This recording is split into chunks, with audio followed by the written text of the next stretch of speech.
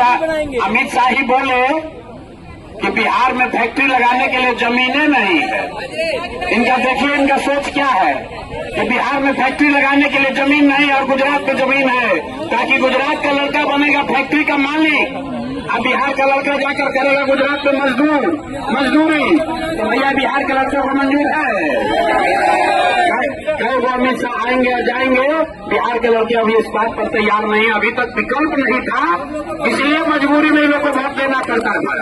अब विकल्प मिल गया है, जन स्वराज का विकल्प है। हर हालत में बिहार में नई व्यवस्था बनेगी और जो लड़के गुजरात में, तमिलनाडु में जाकर मजदूरी कर रहे हैं, वही लड़के बिहार वापस आएंगे, फैक्ट्री लगाएंगे भी और चलाएंगे भी।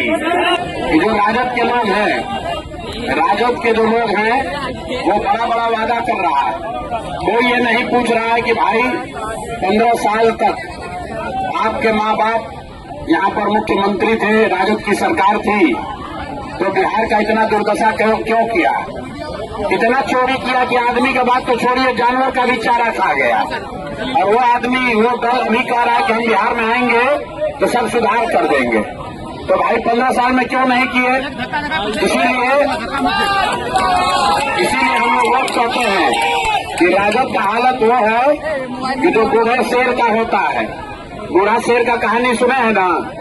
बूढ़ा शेर जब बूढ़ा हो जाता है, शिकार नहीं कर सकता है, तो सोने का कंगन लेके बैठता है, ताकि कोई रास्ता चलता हुआ आदमी कंगन के लालच में आए तो उसको पकड़ के खाएंगे।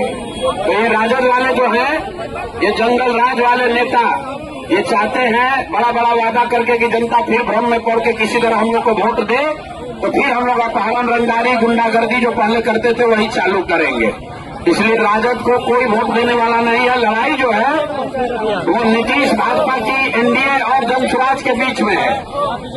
नीतीश भाजपा के भ्रष्टाचार से, इनके नीतियों से जो बिहार के लोगों का नुकसान हुआ है, बिहार के बच्चे जो बाहर जाकर 10-12 हजार रुपये में मजदूरी करने के लिए मजबूर है, उसको बदलने के लिए हर हालत में नीतीश और भाजपा एनडीए को हराइए, नई व्यवस्था जन स्वराज की बनाइए, तभी आपके बच्चों के लिए पढ़ाई रोजगार होगा।